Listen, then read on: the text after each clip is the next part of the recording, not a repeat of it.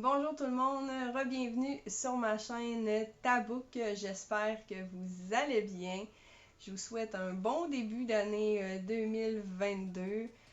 C'est sûr que les derniers temps n'ont pas été faciles, on va se le dire. La fin de 2021, malheureusement, a ressemblé beaucoup à la fin de 2020. Donc, je crois qu'on peut juste se souhaiter le meilleur pour 2022. En tout cas, moi, je vous souhaite la santé parce qu'on va se le dire, c'est ce qui est le plus important, encore plus de nos jours. Également, je veux vous souhaiter la réussite dans vos projets, que cette année, vous réussissez vraiment un projet qui vous tienne à cœur parce qu'on va se le dire, parfois, on se met beaucoup de barrières pour ne pas démarrer un projet qui nous intéresse, que ce soit le jugement des autres ou toute autre raison. Donc, je vous souhaite cette année de vous investir et de réussir un projet qui vous tient à cœur depuis longtemps. Sinon, aujourd'hui, la vidéo va porter sur mes résolutions / objectifs pour 2022 au niveau du livre. C'est sûr que je vous dirais que ça va être peut-être plus des objectifs, vu que ma chaîne est encore très jeune. C'est un peu dur pour moi de faire un comparatif avec l'année passée. Donc, j'ai décidé de me mettre des objectifs qui sont réalisables, pas juste des gros objectifs pour dire oh my god, ça va être tout qu'un challenge. Je me dirai pas lire 200 livres cette année, là, ça arrivera pas. Je sais que je n'ai pas le rythme de lecture présentement pour lire 200 livres. Donc, commençons avec mes premiers objectifs. Premier objectif est de faire diminuer ma palle. Pour les gens qui ne savent pas c'est quoi une palle, c'est une pile à lire. Donc, c'est tous les livres que nous possédons, ou pour certains, c'est des listes qui se font sur Goodreads de livres qu'ils veulent lire. Donc, c'est vraiment de la faire diminuer. Dans ce sens-là, je veux réduire mes achats également. Mais je ne me suis pas mis de nombre par mois ou nombre par année parce que je sais que je vais me sentir comme trop restreinte dans ce nombre-là. Si je me dis de juste acheter un livre par mois et que finalement je vais au salon du livre ou un autre événement livresse, là je vais être comme bon, ok, je peux pas acheter plus qu'un livre, mais par contre, ça fait 3 mois que j'en achète pas, puis je vais au salon du livre, j'en achète 5, je vais me sentir beaucoup moins mal. Donc, l'objectif que j'ai décidé de me mettre, c'est seulement que l'an prochain, en début d'année 2023, que ma pile à lire soit moins grande qu'en 2022. Puis là, quand je dis moins grande, là, c'est pas d'avoir un livre de moins à lire, là, que ça soit quand même considérable l'écart que j'ai lu durant l'année. Et je vous dis pas le nombre tout de suite de livres que j'ai dans ma palle parce que je suis en train de vous préparer une vidéo par rapport à notre relation avec notre palle. Pourquoi pour certaines personnes d'avoir tant de livres à lire, ça peut leur causer de l'anxiété. Pourquoi qu'il y a certains gens, on pourrait dire qu'ils ont une consommation toxique. Mais encore là, je vais pas dire si tu fais telle affaire ou si tu te sens comme ça par rapport à tes livres, ta consommation est toxique. Non, c'est plus des pistes de réflexion que je veux amener. Puis encore là, je parle de consommation de livres parce que c'est une chaîne livresque. Mais ça pourrait être totalement la même chose avec la consommation d'achat de vêtements, de consommation d'alcool, de drogue.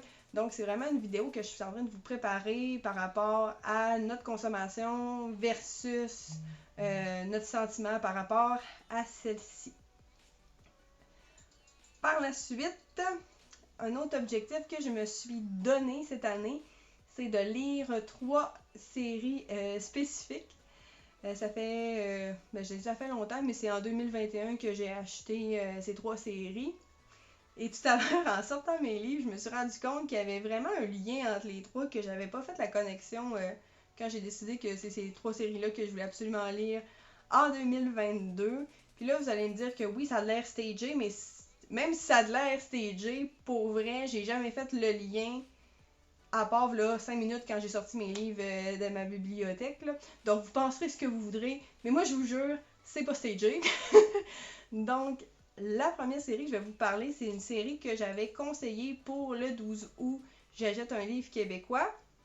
La deuxième série, c'est la série que j'ai achetée le 12 août. J'achète un livre québécois. Et la troisième série, c'est par rapport à un des organisateurs du 12 août, j'achète un livre québécois. Là, vous allez sûrement me dire, ouais, Christina, t'as suggéré une série le 12 août que t'as pas encore lue. Effectivement, mais par contre, j'ai eu un réel coup de cœur pour cette autrice en tant que personne. J'ai écouté 2 lives, des entrevues qu'elle faisait sur Facebook. Et elle disait qu'elle avait encore des séries chez elle, si on voulait en commander, dédicacer, de lui écrire sur Messenger, ce que j'ai fait. Et j'ai eu une conversation extraordinaire avec cette femme. On n'a pas juste parlé de livres, on a vraiment parlé de vécu, de cheminement de vie. C'est quelqu'un que j'ai même eu le plaisir de rencontrer au 12 août. J'achète un livre québécois parce que j'étais à Québec. Et je suis allée à la librairie La Liberté où elle était en séance de dédicace. Moi, mes livres étaient déjà dédicacés, mais j'ai pu jaser avec elle quelques temps. C'est une personne super agréable à discuter. Là, donc, n'hésitez pas sur les réseaux ou c'est la séance de dédicace d'aller la voir. Et également, à cette même librairie, il y avait Dominique Bellavance qui était en séance de dédicace également, où je me suis procuré sa série qui va être une des séries que je vais vous présenter tout à l'heure.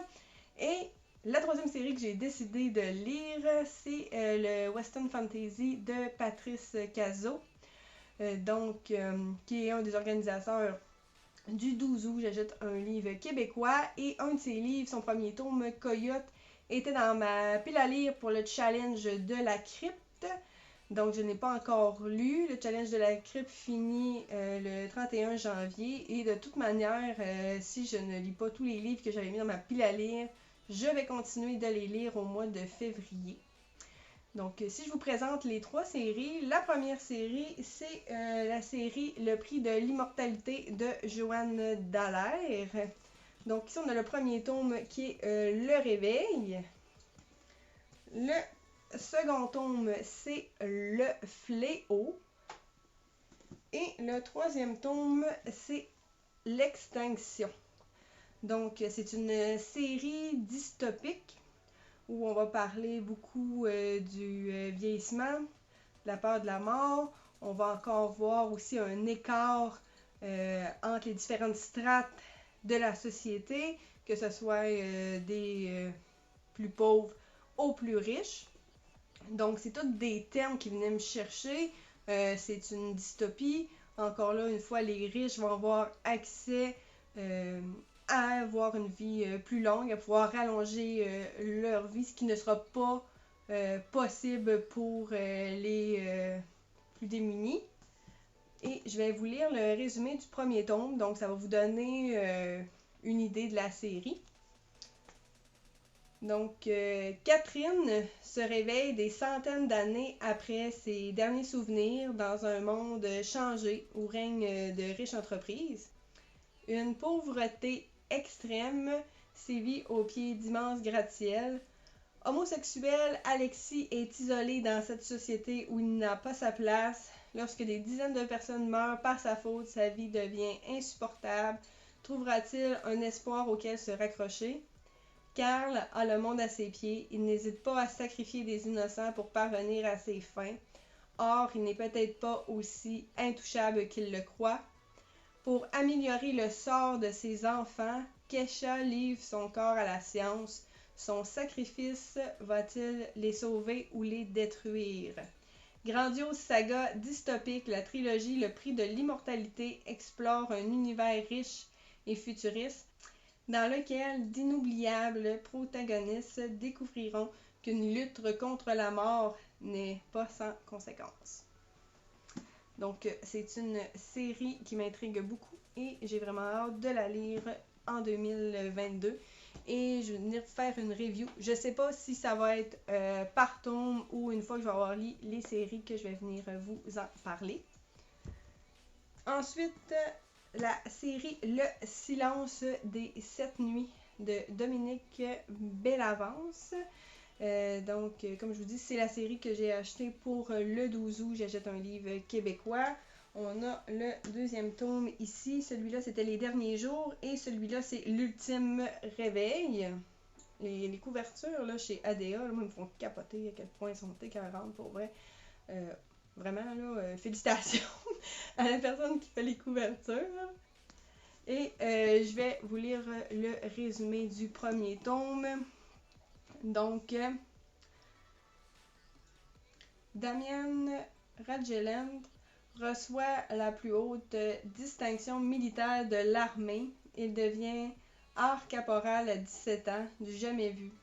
Personne ne sait d'où provient son talent exceptionnel pour le combat, pas même lui. Mais ça n'a plus d'importance. Dans une semaine, la cité qu'il a juré de protéger pourrait disparaître à jamais. Une maladie mortelle décime la population à une vitesse effrayante. Les infectés connaissent leur destin, des larmes noires déchireront leur visage jusqu'aux os. La moitié de la ville est déjà perdue, l'autre attend son tour dans l'incertitude. Seule une grande muraille coupant Roc-du-Cap en deux permet au mieux nantis de survivre. Le conseiller du roi croit que ce fléau n'a rien de naturel, qu'il serait plutôt le fruit d'un puissant maléfice. Dans la hâte, Damian reçoit sa première mission, dénicher un contre-sortilège et châtier d'une main de fer le ou les responsables de cette calamité. Les derniers jours vous conduira dans une cité plongée dans le chaos où la mort attend les imprudents à chaque coin de rue. La nuit profonde s'est déployée. Quelqu'un devra rallumer l'espoir. Donc, comme vous pouvez voir jusqu'à date, c'est des séries dystopiques, fantasy. Donc, ça promet. Et la troisième série, donc, c'est le Western Fantasy de Patrice Cazot. Je vous ai déjà présenté le livre Coyote lors de ma pile pour le challenge de la crypte. Mais je vais vous présenter les autres tomes. Donc ici, on a Coyote. Le deuxième tome, Tchenko. Et le troisième tome, Isandrel. Donc je sais que vous aviez déjà... En tout cas, je crois que j'avais déjà fait la lecture du premier tome lors de mon challenge, mais je vais quand même vous le relire pour les gens qui n'auraient pas vu la vidéo. Donc, Renard traque Coyote, son ancien frère d'armes. Ensemble, ils ont fait retentir leurs pistolets d'un bout à l'autre du continent, mais les voilà devenus des ennemis jurés. Si Renard ne retrouve pas Coyote bientôt, il n'est pas mieux que mort. Sa quête le ramène à Red Hill, dernière bourgade avant la dangereuse frontière de l'Ouest, où il s'allie avec Kova, une Amérindienne aux yeux verrons investie d'un étrange pouvoir, et Cassidy Jackson, un voyou au cœur en or et aux ambitions démesurées. Pour se venger de Coyote, le trio devra croiser le fer avec des bandes rivales, échapper à des embuscades mortelles et traiter avec des créatures plus dangereuses que tout ce qu'ils ont affronté jusqu'à maintenant. Renard doit faire vite, les sorcières d'Anachenko sont à ses trousses. Donc, c'est la série Western Fantasy que j'aurai aussi le plaisir de lire en 2022 et venir vous en parler davantage. Également, ces livres vont faire partie d'un de mes autres objectifs pour cette année 2022, qui sera de lire au moins un livre québécois par mois. Donc, j'en ai déjà 8 ici.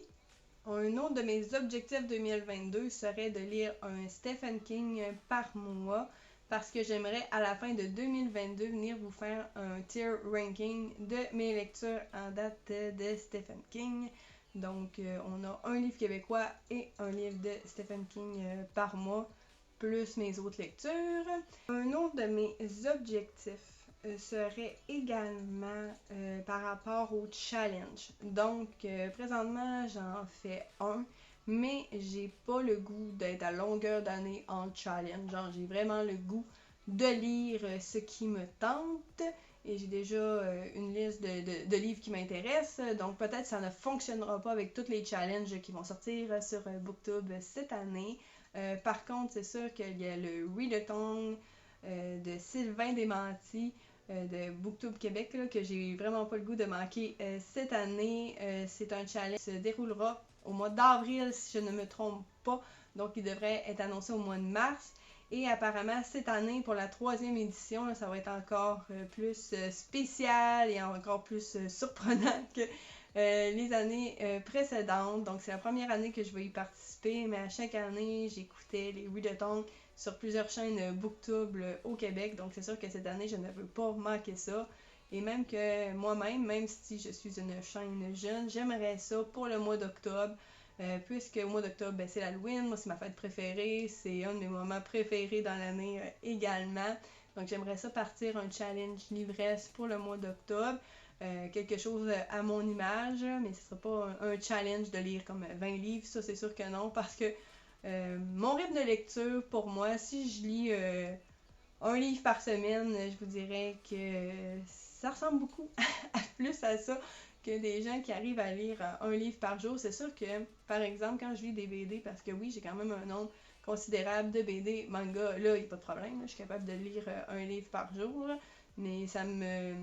Comment je pourrais dire? Je suis tout le temps impressionnée. Ouais, c'est le bon mot.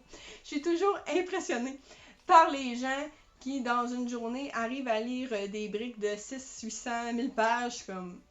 Wow! Pour vrai. Donc, ce serait vraiment mon objectif par rapport au challenge, de faire seulement ceux qui m'intéressent ou de faire ceux également que j'ai déjà les livres permettant de participer dans ma palle. Et je suis vraiment pas quelqu'un qui se sent mal, par contre, si il y a un challenge que je peux seulement en faire la moitié, d'en faire seulement la moitié. Là. Pour moi, lire, c'est un plaisir. Donc, c'est pas vrai que je vais me mettre du stress puis faire de l'anxiété parce que j'ai pas lu 10 livres dans mon mois. Mon dernier objectif est de lire 30 minutes minimum par jour. Je voulais pas me mettre un trop grand temps comme lire, exemple, 2 heures par jour. Si je peux lire 2 heures par jour, c'est super. Mais par contre, est-ce que j'ai 2 heures par jour à lire tous les jours? Malheureusement pas. Donc, c'était important pour moi de mettre quand même un temps. 30 minutes, je pense que c'est quand même raisonnable. Là. Si tout le monde a un petit 30 minutes qui peut se caser dans une journée pour lire. Et ça va me permettre aussi de me sentir moins mal quand une journée, j'ai vraiment juste ça à faire, lire, et que je peux lire pendant 3 heures de temps. Mais après, si je me sens un peu plus mal, de laisser le livre pendant une semaine dans ma bibliothèque sans le toucher. Donc, 30 minutes par jour, au moins, ça me permet de rester quand même active dans ma lecture et de me sentir moins mal. Les journées que je vais pouvoir moins lire, au moins, je vais avoir lu mon 30 minutes. Et les journées que je vais pouvoir en faire plus, ben, tant mieux. Donc, ceci est mes objectifs pour 2022. N'hésitez pas de me mettre les vôtres en commentaire. Si vous avez fait une vidéo ou un post par rapport à ça, n'hésitez pas également à me le mentionner. Sur ce, encore une fois, je vous souhaite un excellent début d'année 2022. Et n'hésitez pas, si vous voulez m'encourager, à liker ma vidéo, la commenter, vous abonner. Vous pouvez me trouver également sur Instagram, ma chaîne Booktube, oui, elle a un Instagram qui est à Book by Cosplay Tinafit. Mais si vous aimez également le cosplay, n'hésitez pas à aller me suivre sur Instagram à Cosplay Tinafit. Et sur ce, je vous souhaite une excellente fin de journée et à la prochaine. Bye bye!